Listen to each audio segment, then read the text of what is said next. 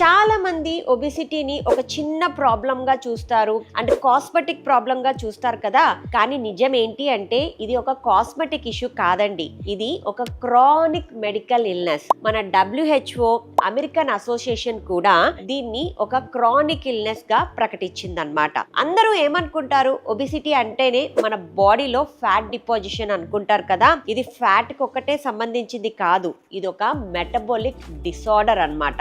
ఇలా ఒబిసిటీ పెరిగిపోతూ ఉంటే ఇది మన బాడీలో ఉన్న హార్ట్, లివర్, బ్రెయిన్ మీద చాలా రిస్క్ చూపిస్తుంది అనమాట. దీని యొక్క కాజెస్ గురించి చెప్పాలి అంటే, ఒబిసిటీ మనందరికీ ఎందుకు వస్తుంది అంటే, మనకు ఫిజికల్ యాక్టివిటీ లేకుండా సెడెంటరీ లైఫ్ స్టైల్ ఉండడం ద్వారా వస్తుంది. దాంతోపాటు హై క్యాలరీ ఫుడ్స్ని, అంటే మన refined carbohydrates, bakery item, processed ఫుడ్స్ని ఎక్కువ శాతం తీసుకోవడం ద్వారా కూడా మన బాడీలో ఫ్యాట్ డిపాజిషన్ ఎక్కువగా అయిపోతుంది. అండ్ దాంతోపాటు హార్మోనల్ ఇంబ్యాలెన్స్, మన బాడీలో ఎన్నో హార్మోన్స్ ఉంటాయి, ఇన్సులిన్, కార్టిసాల్, ఈస్ట్రోజన్, ప్రొజెస్ట్రాన్, ఇలా చాలా హార్మోన్స్ ఉంటాయి. ఇవన్నీ ఇంబ్యాలెన్స్ కావడం ద్వారా కూడా మనం వెయిట్ గెయిన్ అయిపోతూ ఉంటాం. స్ట్రెస్ ఎక్కువ అయిపోతూ ఉంటే బాడీలో కార్టిసాల్ లెవెల్ కూడా ఎక్కువ అయిపోతుంది.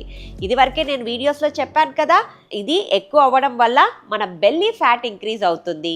స్లీప్ డిస్టర్బెన్స్ వల్ల కూడా మనము క్రేవింగ్స్ ఎక్కువ అయిపోయి వెయిట్ గెయిన్ అయిపోతూ ఉంటాము.